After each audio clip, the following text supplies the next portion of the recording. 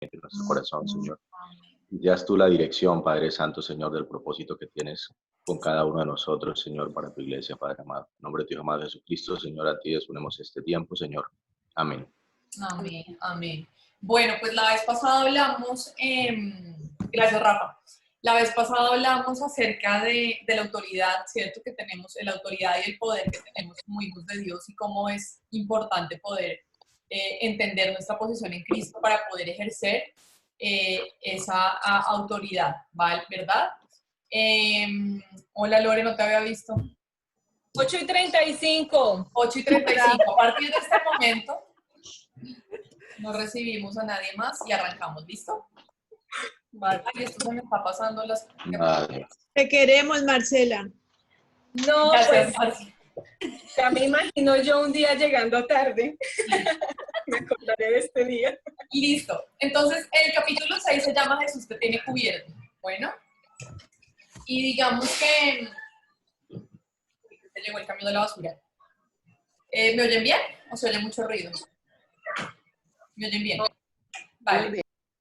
Digamos que este capítulo aborda todo, o sea, como definitivamente Jesús nos tiene cubiertos, ¿cierto? Y un poco nos desglosa acerca de la armadura de Dios, que me pareció súper guay, porque como que uno siempre lee Efesios y lee el tema de la armadura, pero como que no muchas veces realmente le da la aplicación que tiene para su vida, ¿no? Entonces, primero nos habla Neil Anderson en este capítulo acerca de la protección de Dios, ¿vale? Y para eso quiero que vayamos, para empezar, quiero que vayamos a 2 Corintios, capítulo 4, versículos 3 al 4.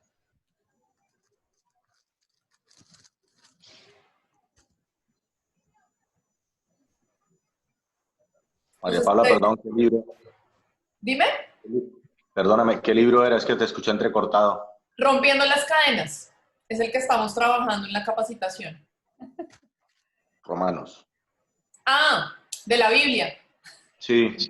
Pensé que preguntabas qué libro estábamos trabajando en la capacitación. No. Segunda de Cuando Corintios. se me entrecorta, entonces no te escuché bien qué dijiste. 2 4, 3 al 4. ¿Todos están viendo mi pantalla?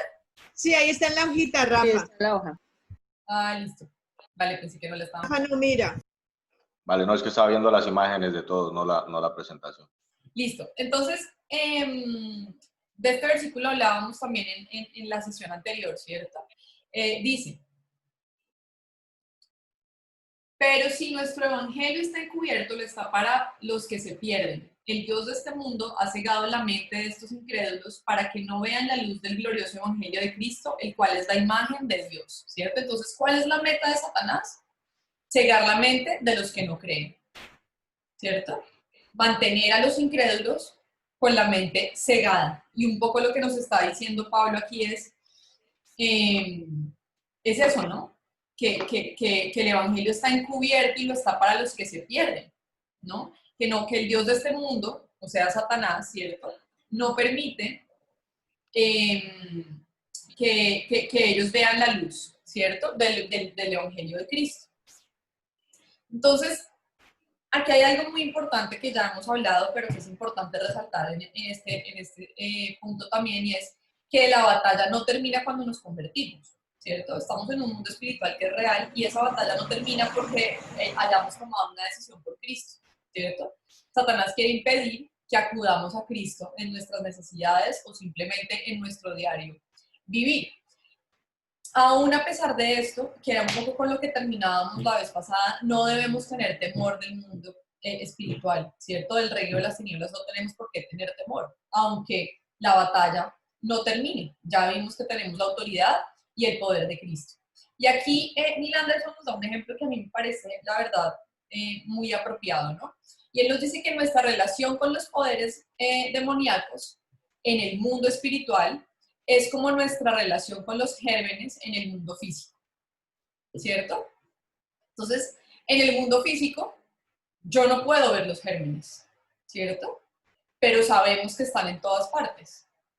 Y aunque sabemos que están en todas partes, no vivimos con temor constante de ellos, aunque hay algunas personas, ¿no? Y dice que si tienes temor de ellos todo el tiempo, pues eres un hipocondriaco, ¿no? No sé si han conocido este tipo de personas que todo el tiempo se están lavando las manos y todo el tiempo están pensando en el germen aquí en la barandilla, en el germen en la carne, en el germen, no, hay mucha gente que está como un poco obsesionada con este tema, ¿cierto? Pero aquí lo importante es que aunque sabemos que están en todas partes, no vivimos con temor constante de ellos, ¿cierto? Pero hacemos lo que nos corresponde para no enfermarnos. Y digamos que ahora, pues, viviendo todo el tema del coronavirus, creo que esto ha sido muy evidente para nosotros, ¿no? Entonces, ¿qué hago yo para, no, o sea, si yo sé que los gérmenes existen, ¿qué hago yo para no enfermarme? Pues lavo las verduras, me lavo las manos cuando voy al baño, ¿cierto? Tengo cuidado si, por ejemplo, fui, no sé, a urgencias, pues también uso el gel antibacterial, ¿cierto? No puedo ver los gérmenes, pero sé que existen y hago cosas para protegerme de ellos, ¿cierto? Para no enfermarme. En nuestra relación, digamos, con el mundo, con el reino de las tinieblas, ¿cierto? Los demonios existen y están en busca de quien infectar. Pero la Biblia nunca nos dice que tenemos que tener temor de ellos. Y si tuviéramos temor de ellos en el mundo espiritual, es como si tuviéramos temor de los gérmenes en el mundo físico, ¿vale? Necesitamos ser conscientes de esta realidad y comprometernos con conocer la verdad y vivir una vida recta. Porque ¿qué pasa? Y lo vamos a desarrollar un poquito más adelante. Cuando yo no conozco la verdad de la palabra de Dios, pues entonces puedo tener temor de los demonios, ¿cierto? O cuando yo no llevo una vida recta, cuando yo no muero a mi carne, ¿cierto? Pues estoy vulnerable a los ataques del enemigo, ¿cierto? Pati, ¿querías decir algo? Sí, que incluso en el cristianismo, ¿no? Que hoy, por ejemplo, hablaba con una amiga y pues está fatal, ella aparentemente pues es cristiana, pero la vi tan cargada y tan deprimida y tan de todo que yo digo, Dios mío, cómo una situación te puede cambiar la forma de pensar, de darte por vencida, de después de ella aconsejar, de decir cómo puede ahora decir Y es es que porque Dios nos ha perdemos la llamado. perspectiva correcta, ¿cierto? Porque perdemos y dejamos de entender cuál es nuestra posición en Cristo y entonces dejamos que los demonios, ¿cierto? Ataquen nuestra mente y no somos activos en nuestros pensamientos, sino que somos pasivos, ¿no? Entonces, me encanta la copia porque me parece súper acertado, ¿no? Dice, recuerda, lo único grande en los demonios es su boca. Son mentirosos habituales. La única grandeza que un demonio tiene es su boca. Porque con su boca dice todas las mentiras, ¿cierto? Son mentirosos habituales. Recordemos que el arma principal de Satanás es ¿cuál? La mentira, ¿cierto? Entonces, quiero que vayamos a Efesios 6, 10, 18. Si quieren, dejen una marca en Efesios porque veremos estos versículos, pero siempre estaremos regresando ahí a Efesios, que es como el tema principal de este capítulo. Me enredé. ¿Cierto? Entonces, Efesios 6, 10, 18. ¿Lo tienen? Háganme manita para saber que lo tienen. Sí. Me interesa que lo podamos leer juntos.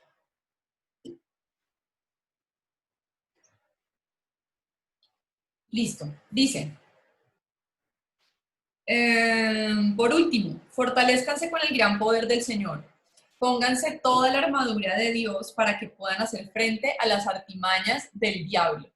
Porque nuestra lucha no es contra seres humanos, sino contra poderes, autoridades, contra potestades que dominan este mundo de tinieblas, contra fuerzas espirituales malignas en las regiones celestiales. Por tanto, pónganse toda la armadura de Dios para que cuando llegue el día malo puedan resistir hasta el fin con firmeza. Y me encanta el énfasis que pone Neil Anderson en estos versículos, porque como les decía, nuestra posición frente al mundo espiritual no puede ser una posición pasiva, tiene que ser una posición activa.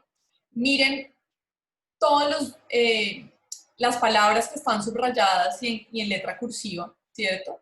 Son cosas que nosotros tenemos que hacer. Dios nos ha dado las armas, pero nosotros tenemos que hacer nuestra parte, ¿cierto? Dice que tenemos que fortalecernos con el poder del Señor. Ya sabemos que Dios nos ha dado poder, el mismo poder con el que levantó a Cristo de los muertos.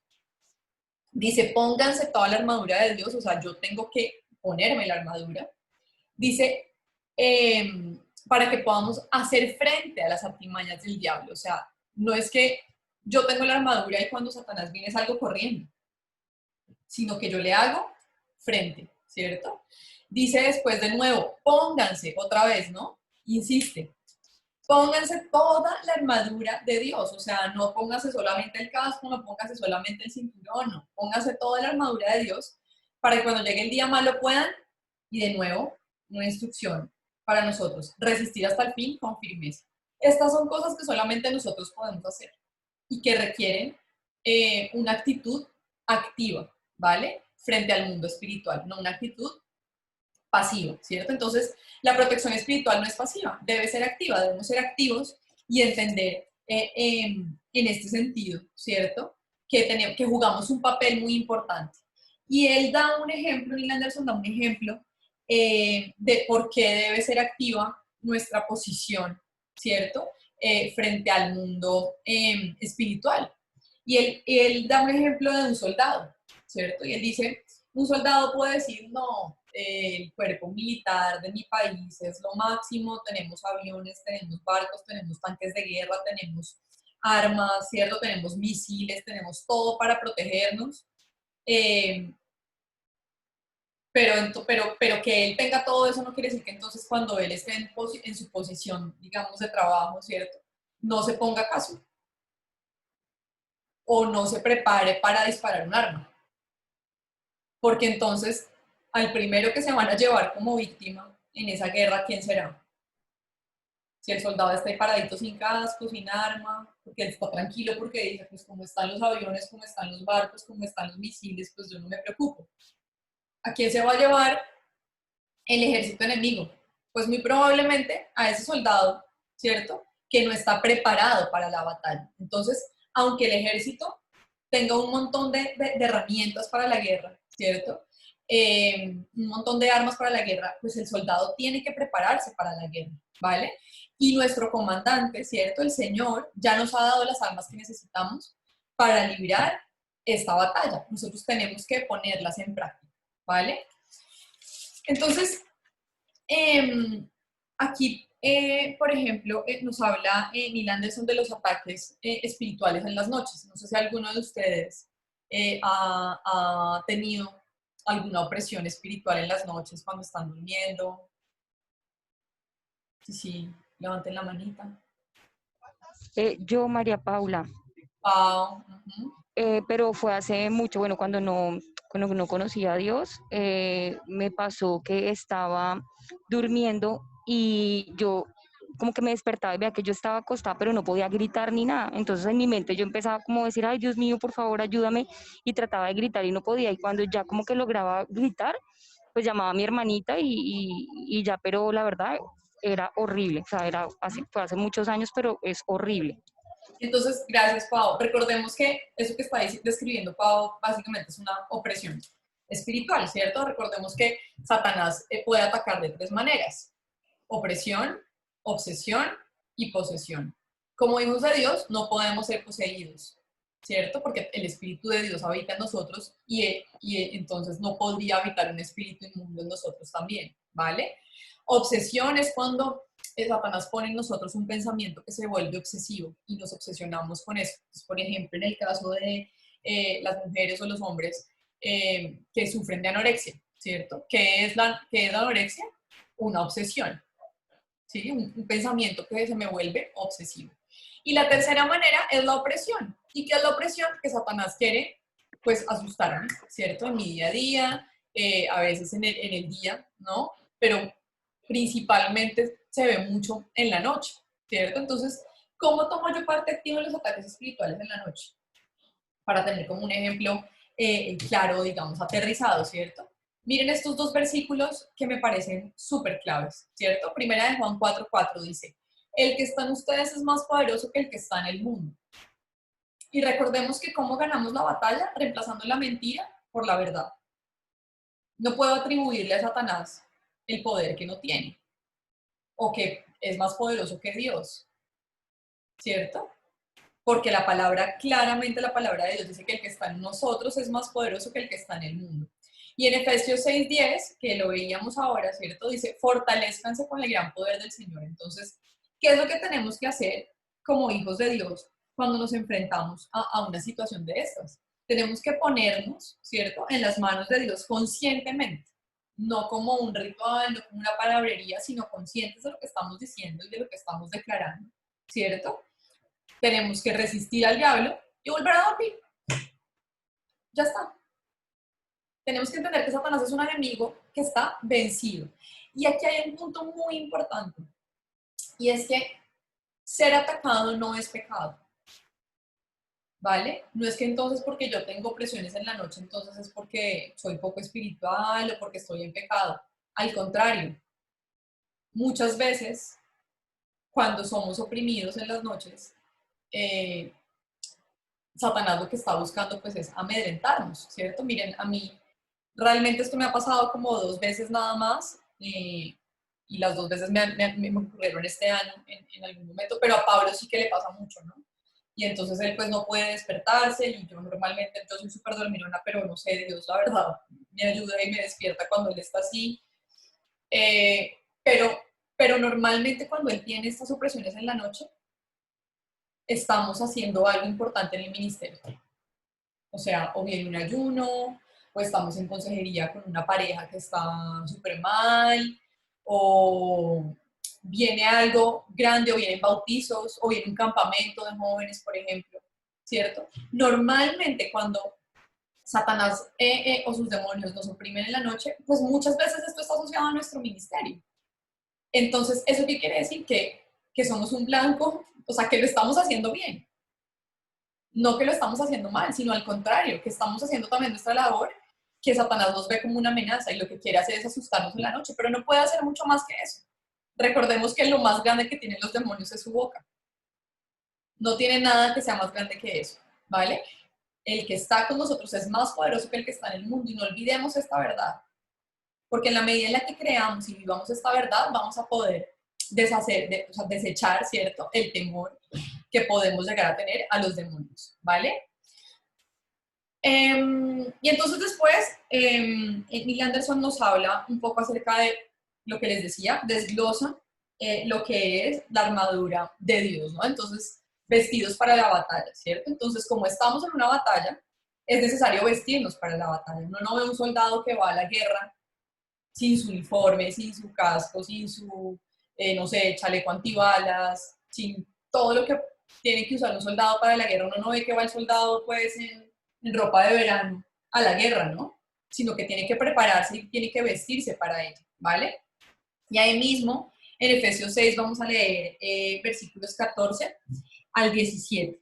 ¿Listo? Dice: manténganse firmes, ceñidos con el cinturón de la verdad, protegidos con la coraza de justicia y calzados con la disposición de proclamar el evangelio de la paz.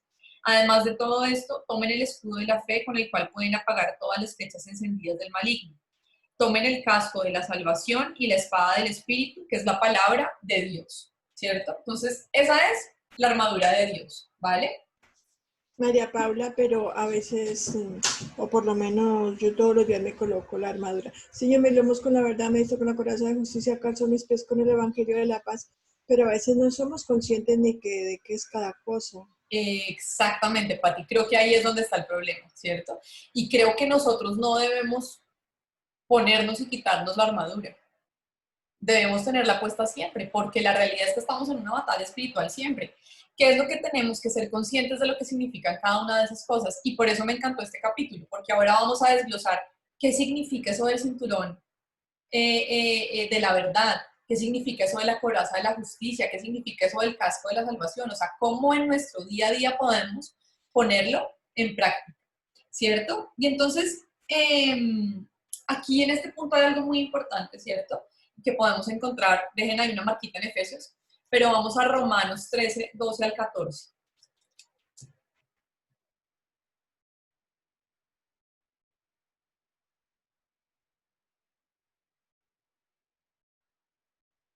Dice: la noche está muy avanzada y ya se acerca el día. Por eso dejemos a un lado las obras de la oscuridad y pongámonos la armadura de la luz. Vivamos decentemente como a la luz del día, no en orgías y borracheras, ni en inmoralidad sexual y libertinaje, ni en disensiones y envidias. ¿Qué es lo que nos está diciendo Pablo aquí? Que tenemos que ponernos la armadura, ¿cierto? Vestirnos de luz y no satisfacer los deseos de nuestra carne. Es súper claro lo que nos dice, ¿no? Que dejemos de un lado las obras de la oscuridad y nos pongamos la armadura de la luz y que vivamos como a la luz del día, ¿cierto? Uno a la luz del día no roba, uno a la luz del día no fornica, uno a la luz del día no, ¿cierto? Normalmente todas estas cosas ocurren en la oscuridad. Uno a la luz del día no dice, sí, yo soy un envidioso, sí, yo soy un factor de división a donde quiera que voy, ¿cierto? Entonces, vivir en la carne nos hace vulnerables a los ataques del enemigo. Cuando yo vivo en la carne, soy vulnerable al ataque del enemigo. Y aquí quiero hacer claridad en una cosa es que seamos oprimidos en la noche, que era lo que yo les decía ahorita, ¿cierto? Que es una manera de Satanás de querer amedrentarnos. Y otra cosa es que yo sea vulnerable al ataque del enemigo. ¿Qué quiere decir que yo me vuelvo vulnerable al ataque del enemigo? Pues que Satanás gana ventaja sobre mi vida cuando yo vivo en la carne. Cuando yo vivo en los frutos de la naturaleza pecaminosa que encontramos en Gálatas, pues soy mucho más vulnerable al ataque del enemigo. Me vuelvo un blanco visible para que Satanás venga, me robe, mate y destruya en mi vida, ¿cierto? Pero miren lo que dice 1 Juan 5:18.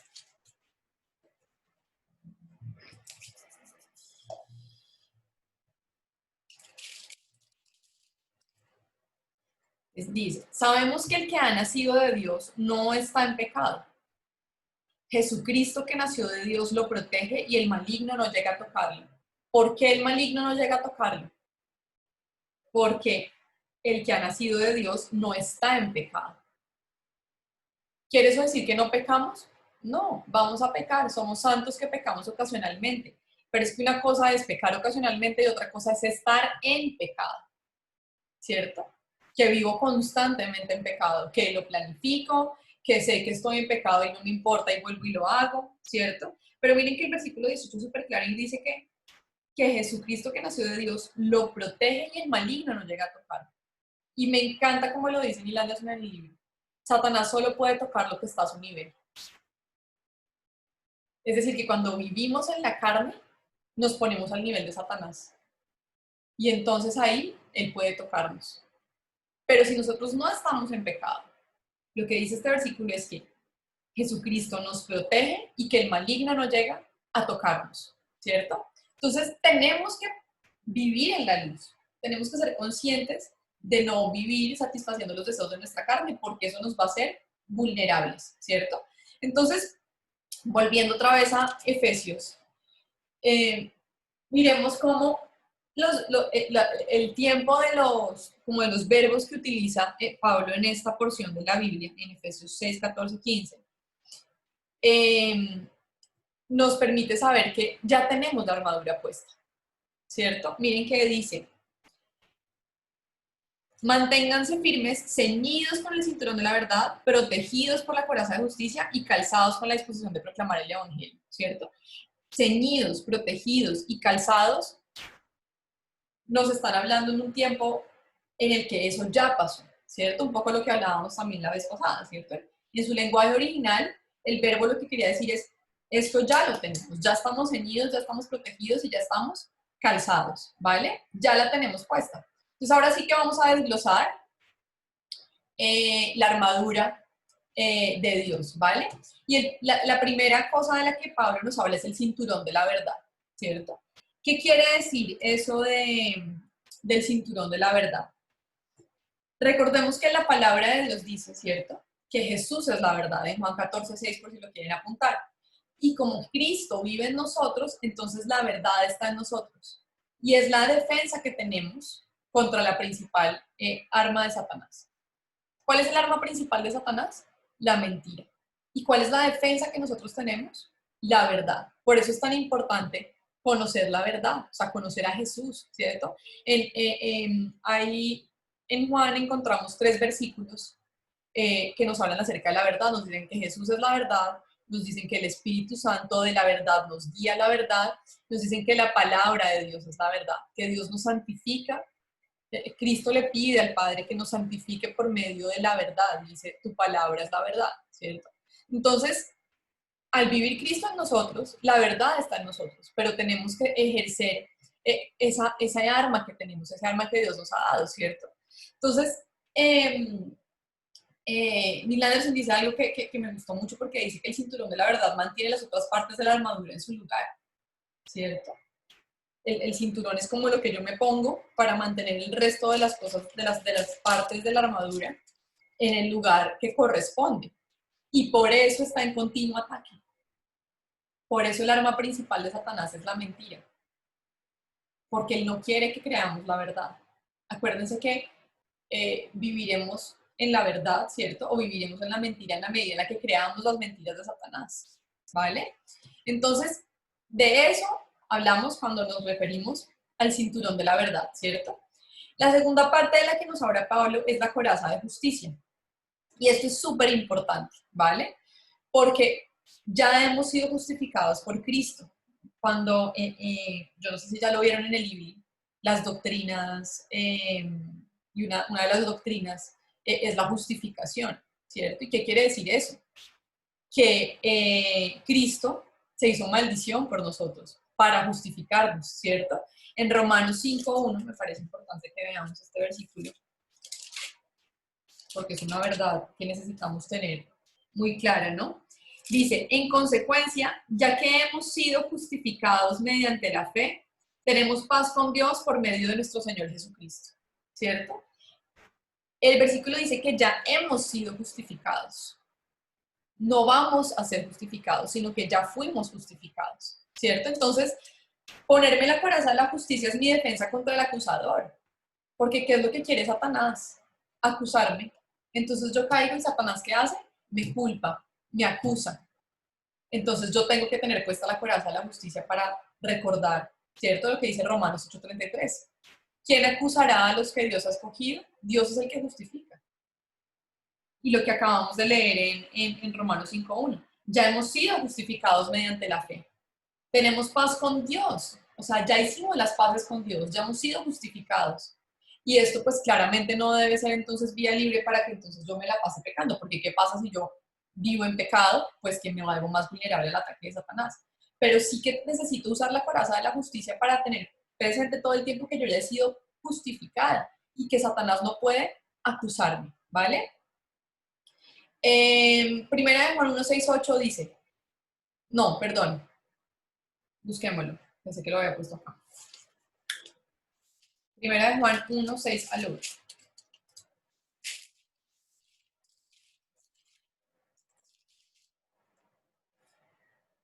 Esta es una porción también súper importante para aprender, que en consejería es muy útil, ¿no? Porque la gente viene con mucha culpabilidad por sus pecados, no solo presentes, sino sobre todo de su pasado, ¿no?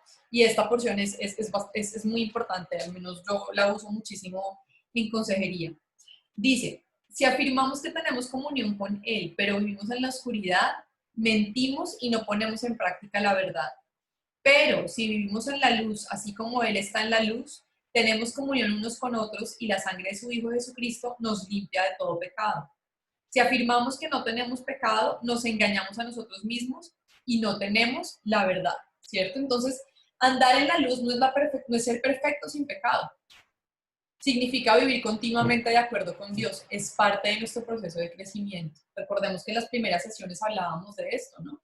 Y es que nuestro proceso de madurez espiritual es un proceso que dura toda la vida. Y que no seremos perfectos, que cometeremos pecados, pero que ¿qué tenemos que hacer? Mantenernos continuamente de acuerdo con Dios, estar en acuerdo con Dios constantemente, ¿cierto? Esa es parte de nuestro proceso de crecimiento, ¿cierto? Y primera de Juan 1:9, que es el siguiente versículo ahí mismo, dice, si confesamos nuestros pecados, Dios que es fiel y justo nos los perdonará y nos limpiará de toda maldad. La palabra que usa Juan en griego es homologeo, que significa reconocer o estar de acuerdo, ¿cierto? Y aquí esto es muy importante porque esto es como cuando alguien viene a pedirle perdón a uno y le dice, ay, perdóname si te hice sentir mal. Y uno es como, no, pues gracias por pedirme perdón, ¿no? Uno quisiera que la persona le dijera, mira, perdóname porque sé que con lo que te dije te ofendí, perdóname porque te hice sentir mal, con la mirada que te hice, ¿cierto? Uno quisiera que cuando una persona viene a pedirle perdón, pues lo hiciera de esa manera. Y Dios quiere que lo hagamos de esa manera. Dios quiere que reconozcamos o estemos de acuerdo con lo que Dios dice en su palabra. No que le digamos, ay, Señor, lo siento porque la embarré. No. Señor, yo reconozco que he sido egoísta. Señor, yo reconozco que y soy envidiosa, Señor, yo reconozco que no he controlado mi ira, ¿cierto? Y entonces al confesar, porque esa es la condición para que Dios nos perdone, en este versículo dice, si confesamos nuestros pecados, Dios que es fiel y justo nos perdonará y nos limpiará de toda maldad. Él nos perdona y nos limpia de toda maldad una vez que confesamos nuestros pecados, ¿cierto? Entonces, teniendo esto claro y teniendo esto en mente, pues Satanás cuando venga a acusarnos, tendremos absolutamente claro que ya hemos sido justificados por lo que Cristo hizo por nosotros en la cruz, ¿cierto? Y 1 Corintios 5:21 dice, me estoy guiando acá para no perder Efesios. Ay, me fui mal.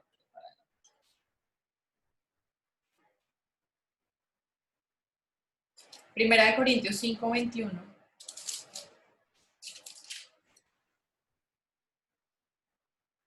Ay, lo apunté mal. 21 no hay. No hay. Lo apunté mal, perdónenme. A ver si lo encuentro aquí rápido. 2 Corintios 5:21.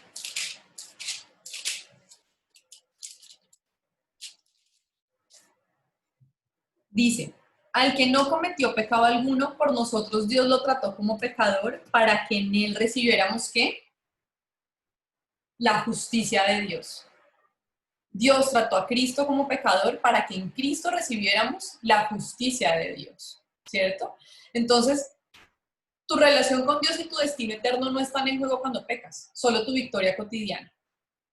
Cuando yo he tomado una decisión por Cristo, ya he sido justificada por Cristo y mi relación con Dios y mi destino eterno no están en juego. O sea, yo seguiré siendo hija de Dios. El vínculo que tengo con el Señor no cambiará, no dejaré de ser su hija, pero sí estaré perdiendo y no estaré derrotada en mi cotidianidad. No podré vivir con la victoria con la que Dios quiere que yo viva. La tercera, o el tercer arma de la que nos habla Pablo aquí en Efesios es el calzado de la paz, ¿cierto? Y dice, es la protección contra las maquinaciones divisivas del diablo cuando actúas como pacificador de los creyentes, ¿cierto? ¿Qué quiere Dios para nosotros? Quiere que nosotros seamos un factor de reconciliación, de paz para las personas, ¿cierto? No que estemos todo el tiempo en conflicto, no que estemos todo el tiempo armando división, no que estemos dañando la armonía de unos con otros, sino que nosotros seamos un factor de paz para los creyentes, ¿cierto? Y también para los no creyentes, que siempre nos caractericemos, ¿cierto? Por buscar la paz. Veamos lo que dice Romanos 14:19. Dice, por lo tanto, esforcémonos por promover todo lo que conduzca a la paz y a la mutua edificación. Esforcémonos por promover. No es una actitud pasiva, sino que yo tengo que esforzarme por promover todo lo que conduzca a la paz, ¿cierto? Y a la mutua edificación. Y aquí, tres versículos que copié para no tener que estar buscando, ¿cierto? Pero en Efesios 4:3 dice, esfuércense por mantener la unidad del Espíritu mediante el vínculo de la paz. De nuevo, ¿cierto? Esfuércense. En Mateo 5:9 Jesús dice en el Sermón del Monte, dichosos los que trabajan por la paz porque serán llamados hijos de Dios. Cristo quiere que estemos trabajando constantemente por la paz. Y en Romanos 16:20 dice una promesa que me encanta. Y es muy pronto el Dios de paz aplastará a Satanás bajo los pies de ustedes. ¿Cierto? Es una promesa que tenemos de Dios. ¿Y del Dios de qué? De paz. ¿Vale? Entonces miren que estas armas, ¿cierto? Bueno, hemos hablado de tres, ¿no? Y ahora vamos con las últimas tres que Neil Anderson las agrupa, digamos, como en dos como porciones diferentes, ¿cierto? Porque estas son armas de protección, ¿cierto? Y entonces nos habla de el escudo de la fe. Dice, el objeto de nuestra fe es Dios y su palabra. Mientras mejor conoces a Dios y su palabra, más fe tendrás. Es súper importante. Entre nosotros más conozcamos a Dios, entre las personas que aconsejamos más conozcan a Dios, que es el objeto de nuestra fe, entonces más fe van a tener. Por eso es tan importante siempre preguntarle a las personas, ¿cómo está tu relación con Dios? ¿Estás leyendo la palabra de Dios? ¿Estás buscando la verdad de la palabra de Dios? Porque en la medida que crezcamos y que conozcamos a Dios, entonces más fe vamos a poder tener, ¿cierto? Dice, mientras menos les conozcas, menor será tu escudo y más fácil que los dardos de fuego de Satanás te alcancen, ¿cierto? Vamos a Romanos 10:17. Dice, así que la fe viene como resultado de oír el mensaje y el mensaje que se oye es la palabra de Cristo. La fe viene como resultado de escuchar la palabra de Dios, ¿cierto? De conocer la palabra de Dios. ¿Y cuáles son esos dardos encendidos del enemigo? Son mentiras, son acusaciones y son tentaciones que bombardean nuestra mente. Pero en la medida en que mi escudo de la fe esté más amplio, pues esos dardos van a llegar, va a ser más difícil que lleguen a atacarme, ¿cierto? Cuando un soldado tiene un escudo, cuando uno ve esas guerras de los vikingos y de esas épocas de los arcos y las flechas, ¿no? Uno ve que el que tiene el escudo más grande es el que mejor protegido está, porque las flechas no logran alcanzarlo. Pero si yo tengo un escudo chiquitico, pues va a ser muy difícil, ¿cierto? Que esos dardos de Satanás no me alcancen, ¿vale? Que esas mentiras, que esas acusaciones o que esas tentaciones de Satanás no me alcancen. Entonces tenemos que trabajar en conocer a Dios y conocer su palabra, ¿vale? El siguiente es el casco de la salvación. Y entonces esto también es un arma de protección, ¿vale? Las que vimos antes eran armas de defensa. Entonces el casco asegura la protección de la parte más importante de nuestro cuerpo. ¿Cuál es la parte más importante de nuestro cuerpo? Según todo lo que hemos venido trabajando en este tiempo, nuestra mente. Porque nuestra mente es el lugar en donde ganamos o perdemos la batalla. Si yo no estoy firme en el campo de batalla que es mi mente, voy a perder la batalla. Ahí es donde gano primero la batalla, ¿cierto? Entonces, nuestra salvación no se basa en nuestras obras, sino en las obras de Jesús. Yo no soy salvo por lo que yo haya hecho. Somos salvos por lo que Cristo hizo por nosotros en la cruz, ¿cierto? Y como somos hijos de Dios, nada puede apartarnos del amor de Dios. Romanos 8:35 también es un versículo súper importante y clave tener muy presente, ¿no? ¿Quién nos apartará del amor de Cristo? La tribulación o la angustia, la persecución, el hambre, la indigencia, el peligro o la violencia, ¿cierto? Luego dice, así está escrito, por tu causa siempre nos llevan a la muerte, nos tratan como ovejas para el matadero. Sin embargo, en todo esto somos más que ¿qué? Que vencedores por medio de aquel que nos amó, ¿cierto? No hay nada, ni lo alto, ni lo profundo, ¿cierto? Nada que pueda apartarnos del amor de Dios. Entonces yo tengo que tener muy clara mi salvación. Y es increíble, y tal vez cuando ustedes empiezan a aconsejar personas, se van a dar cuenta que hay muchos cristianos que no tienen convicción de su salvación. Muchísimos. ¿Cuáles son las primeras cosas que uno tiene que preguntarle a una persona cuando empieza un proceso de consejería? ¿Quién eres? Porque muchas veces la gente no está convencida, ¿cierto?, de ser realmente un hijo de Dios. Y tenemos que tenerlo súper claro, porque Satanás, como hemos visto, quiere destruir mi identidad y destruir la identidad de Dios. Y en la medida en que él logre eso, pues vamos a ser más vulnerables en la batalla. Por eso el casco de la salvación tenemos que tenerlo muy bien puesto, ¿cierto? Y veamos aquí dos versículos adicionales. Colosenses 1:13 dice, Él nos libró del dominio de la oscuridad y nos trasladó al reino de su amado Hijo. O sea, Dios ya nos libró del dominio de la oscuridad. La oscuridad no nos puede dominar. La oscuridad puede atacarme. pero la oscuridad no puede dominarme porque ya hemos sido trasladados al reino de Cristo, ¿vale? Y en Romanos 8:16, el Espíritu mismo, y miren que este Espíritu está con E mayúscula, o sea, está hablando del Espíritu Santo, le asegura a nuestro espíritu que somos hijos de Dios, ¿vale? El Espíritu Santo es quien nos asegura, quien le asegura a nuestro espíritu que somos hijos de Dios. Es necesario estar seguros de nuestra salvación. Y Satanás va a querer traer dudas, y Satanás va a querer traer mentiras y engaños a nuestra vida frente a nuestra salvación. Por eso, el casco de la salvación protege el lugar más importante que es nuestra mente, donde libramos las batallas, ¿cierto? Y es necesaria esa seguridad de salvación, ¿vale?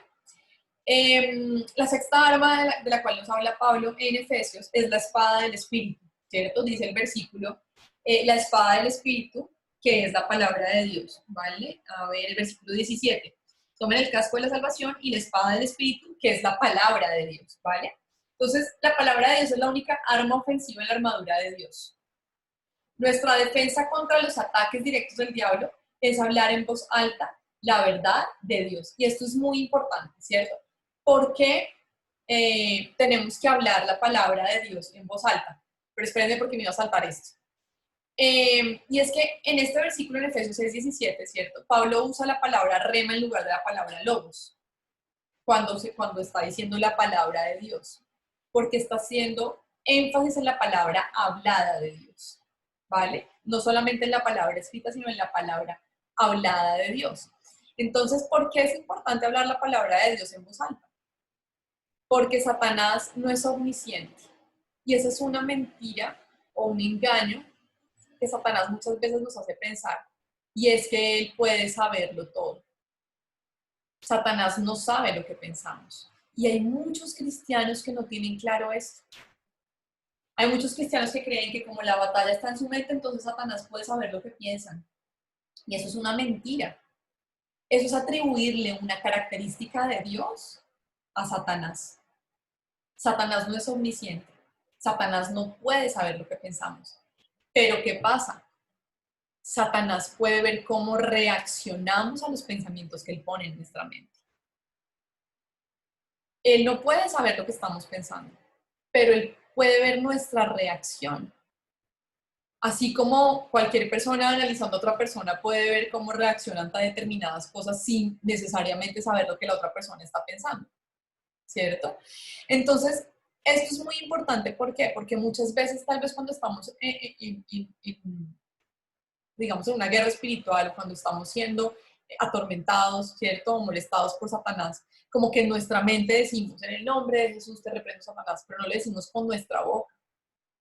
Y tenemos que decirlo con nuestra boca, porque Satanás no sabe y no puede ver lo que nosotros tenemos en nuestra mente, ¿vale? Entonces es muy importante este tema de la palabra hablada. Miren que hay un versículo que mencionan en Anderson, ahora no recuerdo bien, que está en Romanos, que es cuando habla acerca de que con el corazón creemos para ser salvos, pero con la voz confesamos, algo así. ¿Qué es lo que está diciéndonos Pablo a través de esto? Que cuando confesamos con nuestra boca, también le estamos haciendo saber al mundo espiritual que nosotros hemos tomado una decisión por Cristo. ¿Alguien me puede dar la hora, por favor? 9:20, María Paula. Bueno, nos quedan 10 minuticos. Listo. Entonces, en la última sección de este capítulo, Neil Anderson nos habla del poder protector de la oración. ¿Listo? Y esto es súper importante. Miren lo que dice. Dice, ¿qué es la oración? Es la comunicación con Dios. Dios sabe lo que necesitamos en nuestra batalla con los poderes de las tinieblas. Y Él está más dispuesto a salvarnos y enfrentar nuestra necesidad que nosotros a pedir. Muchas veces no estamos tan dispuestos a pedirle a Dios que pelee nuestras batallas, ¿no? Dice, nuestra actitud en oración debería ser, tú eres el Señor, no yo. Tú sabes lo que es mejor, yo no. No te estoy diciendo qué debes hacer, soy enteramente dependiente de ti. Eso es lo que deberíamos decirle a Dios. Y leyendo este capítulo, recordé una novela que les voy a recomendar, quienes puedan leerla. Es una novela, digamos, de ficción cristiana. Se se llama Esta patente oscuridad. Yo, la verdad, soy súper mala para leer, pero creo que el primer libro que me leí entero fue ese. Y es muy bueno porque de alguna manera, aunque es ficción, lo que busca es, o representa más bien muy bien el mundo espiritual, ¿cierto? Representa muy bien cómo actúan los demonios y cómo la oración definitivamente es un arma demasiado poderosa, ¿vale? Para proteger nuestras vidas. Entonces ahí ténganlo como un pendiente que de verdad que es muy buena y es súper entretenida, entonces como que uno se la lee muy rápido. Efesios 6:18, ¿cierto? Que está después, ¿cierto? De cuando Pablo nos habla de la armadura, ¿cierto? Que es todo lo que hemos leído antes, nos dice que oremos en el Espíritu. ¿Cuándo? En todo momento, ¿cierto? En todo momento debemos orar en el Espíritu, con E mayúscula, ¿cierto? Con peticiones y ruegos. Manténganse alerta y perseveren en la oración por todos los santos. Vuelve y nos dice, ¿no? Oren en todo tiempo, perseveren en la oración por todos los santos, ¿no? Entonces, después de hablarnos de la armadura, Pablo nos invita a que oremos constantemente en todo tiempo, ¿cierto? Y que oremos guiados por el Espíritu. En Romanos 8:26 hay un versículo que dice que el Espíritu dice cosas que tal vez nosotros no entendemos por medio de nuestras palabras, ¿cierto? Y eso que es que tal vez, no sé si les ha pasado muchas veces, tal vez cuando uno está orando por alguien o cuando uno está orando por una situación específica de uno, como que uno termina pidiéndole cosas a Dios que tal vez ni siquiera tenía pensado pedirle. Y realmente lo que está pasando es que el Espíritu Santo está orando a través de nosotros y a través de lo que estamos pidiéndole a Dios, ¿cierto? Segunda de Corintios 4:3-4, que lo vimos al principio, ¿cierto? Entonces, ¿por qué tenemos que orar? Por vista espiritual, porque este mundo está cegado espiritualmente, ¿cierto? Entonces es necesario orar por la ceguera espiritual que el enemigo ha traído al mundo. Efesios 1:18-19, ¿cierto? Que era lo que veíamos ahorita, aunque no hemos leído el 19. Dice, oren también por mí para que cuando hable Dios me dé las palabras para dar a conocer con valor el misterio del Evangelio, ¿cierto? Entonces, orar para que los ojos de los creyentes puedan ser iluminados, ¿cierto? Pero orar también, ¿cierto? Para que Dios nos dé las palabras adecuadas para que otros puedan conocer de Cristo, ¿cierto? Y el otro objetivo, digamos, del que nos habla Neil Anderson en este capítulo, cuando oramos, es atar al hombre fuerte, ¿vale? Y quiero que vayamos a Mateo 12:29.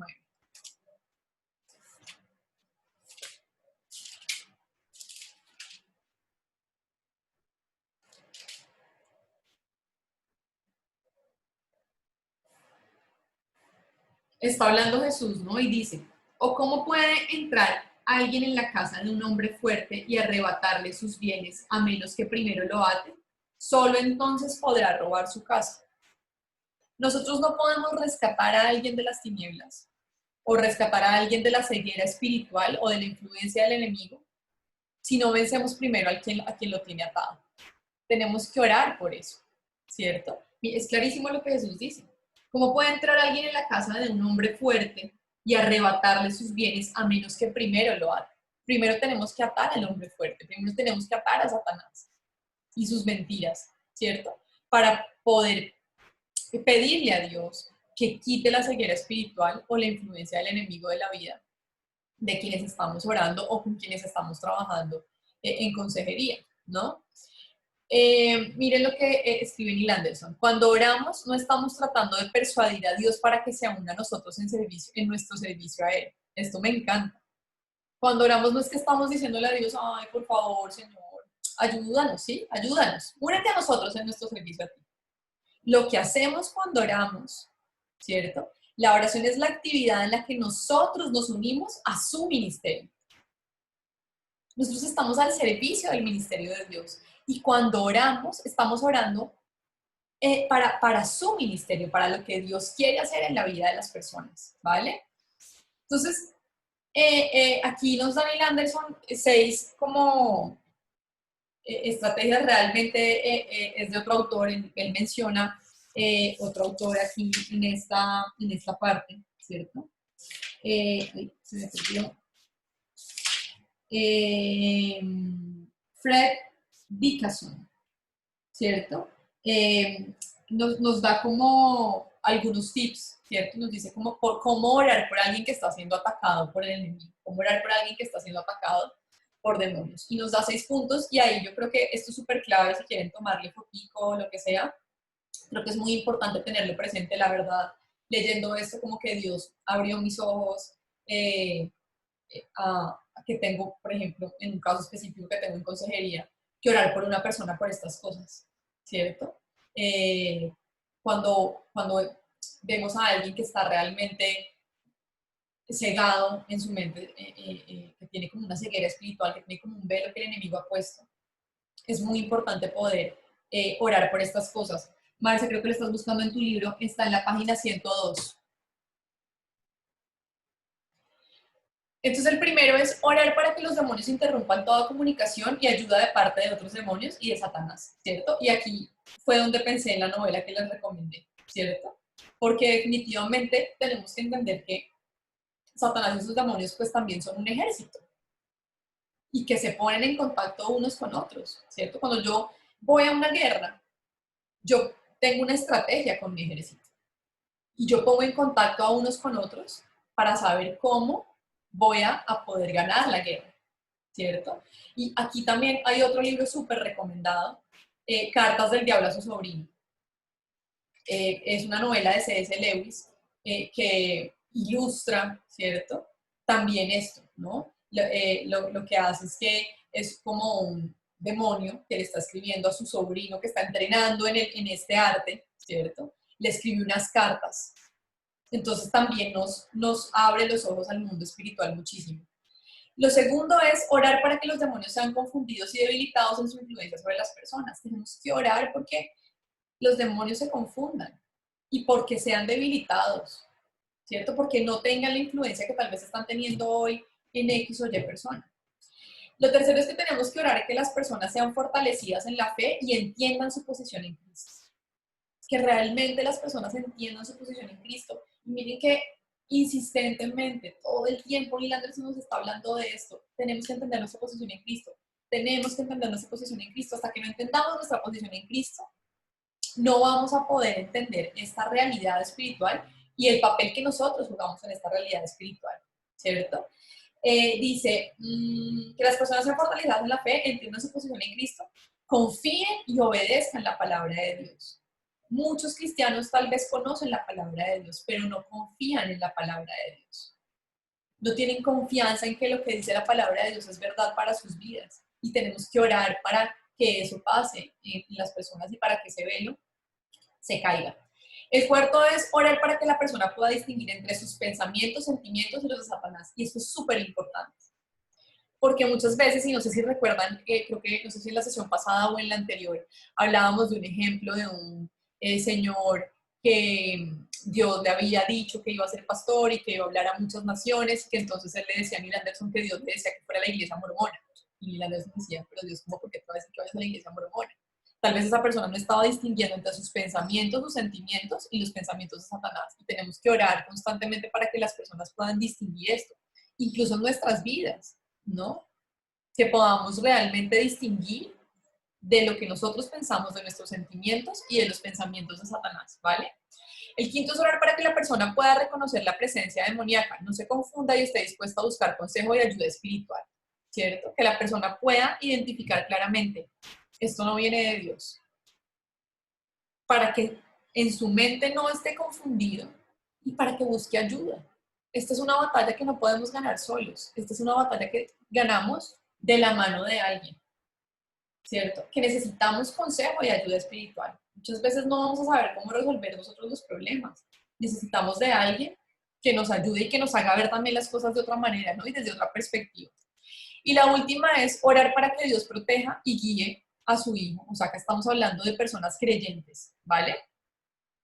Y ponga sus fuerzas en acción para derribar toda maquinación del enemigo. De nuevo, lo que les decía, el libro que les conté, esta patente oscuridad, nos ilustra claramente cómo Dios pone sus fuerzas en acción cuando nosotros oramos, ¿vale? Cuando nosotros oramos por otros. Y aquí digamos que Lina Sombra nos habla un poco más como esta comprensión de este mundo espiritual tiene que también afectar o verse influida, digamos, nuestra manera de evangelizar a otros, ¿cierto? Dice, la comprensión de la naturaleza espiritual de nuestro mundo debe tener un efecto profundo en nuestra estrategia de evangelización. Proclamamos las virtudes del cristianismo ante los inconversos de manera que una persona desde el exterior de una cárcel proclamara a los internos los beneficios de vivir en libertad. Y me encanta este ejemplo que él da. Muchas veces nosotros le decimos a la gente, es que ser cristiano es lo máximo, es que vieras tú todas las bendiciones que tenemos cuando conocemos a Cristo, ¿cierto? Y le hablamos de las virtudes del cristianismo. Pero es como si le estuviéramos diciendo a una persona que está en la cárcel, vea cómo es de bueno vivir en libertad, pero no quito a los guardias, ¿cierto? Para que la persona realmente pueda salir. Y miren que muchas veces nosotros cuando le compartimos a alguien de Cristo, por supuesto que hay cosas que se dan de manera espontánea en situaciones espontáneas y eso puede darse, ¿vale? Pero cuando nosotros queremos compartirle a alguien de Cristo en nuestro trabajo, a alguien de nuestra familia, es muy importante que podamos orar primero por eso. Porque los guardias de la cárcel se aparten y esa persona pueda entender lo que realmente significa la libertad en Cristo y pueda salir de donde está prisionero, ¿vale? Y entonces, ¿cómo orar por alguien que no conoce a Dios? Lo primero es orar pidiendo obreros, ¿cierto? Y aquí hay dos versículos que se quieren apuntar, Mateo 39, 37, 38 y Romanos 10, 14. La Biblia dice que los campos están listos, ¿cierto? Pero que necesitamos que hay pocos obreros. Necesitamos orar pidiendo obreros para que puedan acompañar a esas personas en su proceso con Cristo.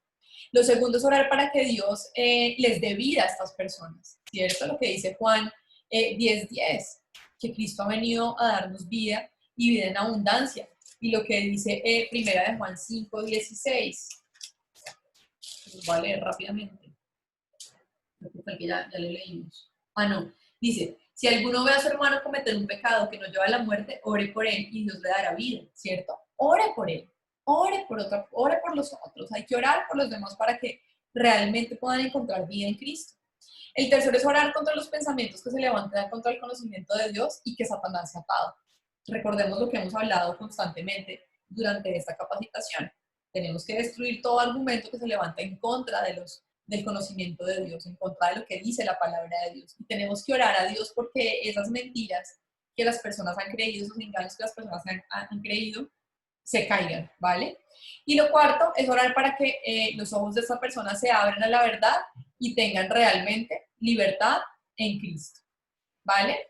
Entonces, con esto terminamos este capítulo que la verdad me pareció súper interesante y de hecho terminamos la primera parte del libro.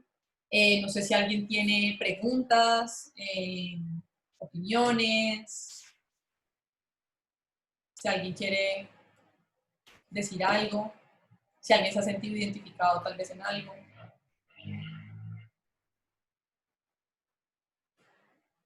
¿No? ¿Estamos? Uy, oigan, somos súper poquitos hoy. No, es que acá no me salen todos. A ti también está aquí, solo que no se asuma. Vale. No, a mí me impacta bueno, me impacta cómo nos dejamos engañar, ¿no? Y cómo no somos valientes de apoderarnos la palabra y cómo permanecer firmes, ¿no? Como hacia en el cristianismo, creemos que solo los que no son cristianos, pero todo esto yo creo que ocurre más en el cristianismo que fuera del cristianismo, ¿no? Cómo nos dejamos engañar. El solo hecho, no sé, como decías tú, por no ponernos ese escudo de la fe grande, ¿no? Creo que nos vamos a lo poquito, como a la porción diaria y yo creo que esto es un llamado para ponernos a que nuestro escudo sea más grande. A ponernos la armadura y poner en práctica la armadura, porque lo que dices, Pati, o sea, y es lo que hemos venido hablando todo este tiempo, ¿no? No podemos ignorar que hay un mundo espiritual que es real y que hay un mundo espiritual en el que Satanás no quiere, ¿no? Que nosotros podamos tener libertad, que nosotros podamos vivir lo que Cristo ya compró para nosotros, porque al final es eso, ¿no? O sea, Cristo ya compró la victoria para nosotros. Él ya ha comprado vida en abundancia para nosotros. Está en nosotros realmente creerlo, decidir vivirlo, ¿no? Ujú. Gracias, Pati. ¿Alguien más? Rafa. No, yo bueno, quería comentarte, al principio no alcanzamos, no pude comentarlo. Bueno, me ha ocurrido en un par de ocasiones. Lo primero así que me ocurrió, soñaba que estaba dentro de una iglesia, Uh-huh. me perseguía el diablo. Yo no tenía manera, o sea, aquello que vas mirando para atrás y sientes que te va a coger. Y yo no era capaz la reacción que tenía en el momento era de rezar o de decir el Padre Nuestro, ¿no? Y yo me Uh-huh. acuerdo que me desperté gritando prácticamente el Padre Nuestro completo sentado en la cama. Uh-huh. Pero después sí que es cierto que en ocasiones cuando hemos participado en actividades de la iglesia y cosas de ministerio, he tenido un par de noches muy intranquilas, no ahora, pero ya hace algún tiempo. Pero es eso, ¿no? De que aquello que estás acostado y sientes como la presencia de alguien en la habitación o algo que te está opresionando, que no te deja como estar tranquilo, como que no estás en paz. Uh-huh. Y pues gracias a Dios he tenido la oportunidad de poderme levantar y lo que dices tú, o sea, leyendo, hablando de la palabra de Dios, pero a voz audible y reprendiéndole, echándolo fuera y pudiendo descansar después. Uh-huh. Esto me lleva a pensar una frase que escuchaba hace unos días de una publicación que pusieron y preguntaban y decían hasta qué punto o hasta qué momento nosotros creemos que creemos. Uh-huh. O sea, porque muchas veces nos pasa, ¿no? Decimos, no, sí, nosotros creemos, pero en estas cosas, por ejemplo, que ya tienen que ver con confrontación espiritual y estas cosas, a veces creemos que creemos y realmente a veces no estamos creyendo al 100%. De acuerdo. Es algo que me acordaba y me ponía a pensar en eso, ¿no? ¿Hasta qué punto realmente uno cree que cree o realmente cree? De acuerdo, Rafa. Súper. Miren, les voy a leer rápidamente la porción donde Emilia Anderson habla específicamente de los ataques espirituales en la noche, ¿no? Dice, porque muchas veces pasa esto que tú dices, ¿no? Como que uno siente que no puede hablar, ¿sí? Las opresiones que yo he tenido, es como que, me acuerdo que una era como que algo le estaba pasando a Tomás, yo veía que le estaba pasando algo terrible ahí en mi casa, y yo me devolvía a despertar a Pablo, y Pablo no se despertaba, y de pronto yo me despertaba y me daba cuenta que estaba en mi casa, y no podía despertarme. O sea, como esa sensación de, y es horrible, ¿no? Y miren lo que dice. Si parece que no podemos hablar, ¿cómo resolvemos este tipo de ataque? En primer lugar, resistir el ataque no requiere esfuerzo físico de nuestra parte, porque las armas de nuestra milicia no son carnales, sino poderosas en Dios para destrucción de fortalezas, que era lo que veíamos al principio de la capacitación en 2 Corintios 10:4.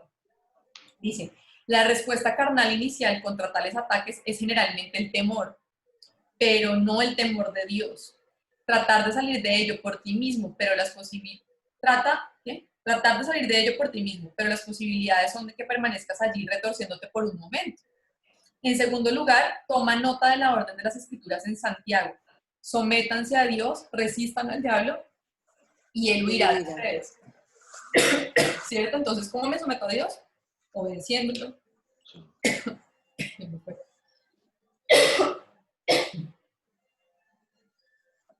¿Cómo resisto al diablo? Rechazando sus mentiras. Dice, siempre puedes volverte a Dios de todo corazón y con toda tu mente, porque tu Padre Celestial es omnisciente. Él sí sabe lo que yo pienso. Satanás no. Y Él conoce tu corazón y tus pensamientos. En el momento que invocas el nombre del Señor, estás libre para resistir al diablo. Todo lo que tienes que decir es Jesús. Jesús. No tenemos que decir nada más. Con decir Jesús, ¿cierto? Digamos, la mentira y la opresión se cae, pero yo pienso que lo más importante frente a este tema es no tener temor, porque muchas veces esto nos genera temor. Pero ¿qué más se puede hacer Satanás? Nada más. No tenemos por qué tener temor de él. Y lo que les decía, muchas veces estos ataques vienen porque estamos trabajando en su ministerio, porque estamos orando por alguien, porque estamos ayudando a alguien a a no suicidarse, a no abortar, a salir de la inmoralidad sexual. Y entonces, pues, Satanás nos ve como un blanco, ¿cierto? Porque no está contento con lo que estamos haciendo, ¿vale? Pero lo importante es no tenemos por qué tener temor. Dios está con nosotros y el que está con nosotros es más grande que el que está en el mundo, ¿vale? Entonces creo que con esto terminamos. Jenny, ¿me ayudas orando para cerrar? Sí. Señor, te damos gracias, Dios, por esta noche, Señor, por este tiempo que hemos dedicado, Señor, a conocer más de tu palabra, Dios. Gracias por la vida de María Paula, Señor, por el conocimiento que le has dado, Señor, que nos ha podido transmitir. Y oramos, Señor, por todos los que estamos aquí, por los que nos ha podido conectar, Dios, y pedimos que este conocimiento que nos estás revelando, Señor, que trascienda, Señor, a nuestras mentes, a nuestras vidas y que puedan ser útiles, Señor, y a tu servicio, Dios. Haznos, Señor, siervos, Señor, útiles para ti, Señor, y ayúdanos, Señor, en todo lo que necesitamos, Dios, que no desfallezcamos, Señor, y que nuestros brazos se levanten cuando tengan que ser levantados, Señor. Te ponemos delante de ti esta noche, Señor, de descanso y todo lo que queda de la semana, Señor, en el nombre de Jesús. Amén. Amén. Muchas gracias, Jenny. Gracias a todos, chicos, por conectarse.